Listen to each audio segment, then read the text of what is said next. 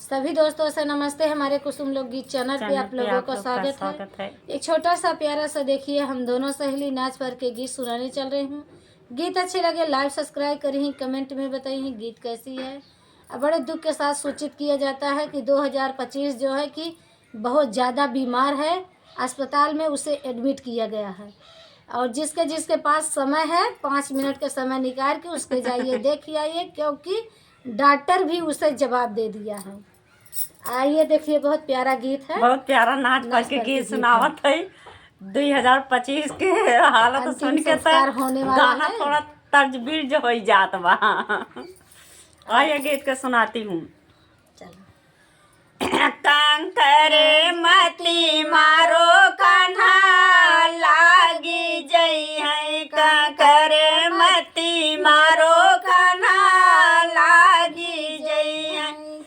करवा के मारे, करवा के मारे गागरिया हमारी फूटी जई है, गागरिया हमारी फूटी जई है। गागरिया के फूटे, गागरिया के फूटे सचुनरिया हमारी भीगी जई है, चुनरिया हमारी भीगी जई। चुनरिया के भीगे, चुनरिया के भीगे सासुइया हमारी गारी।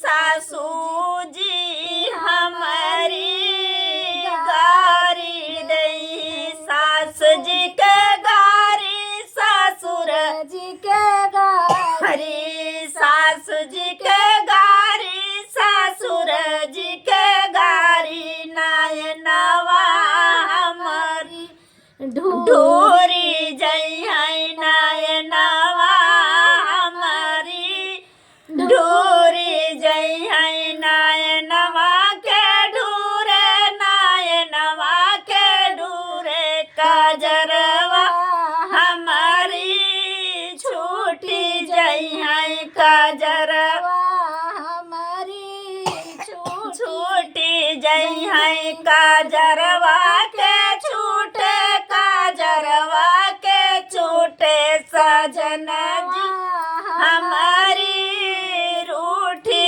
जई है, सजन जी हमारा रूठी जई। सजन जी के रूठे, बालम जी के रूट ए सजन जी के रूठे, बालम जी के रूठे ससुरवा हमारा छूटी जई। ससुरवा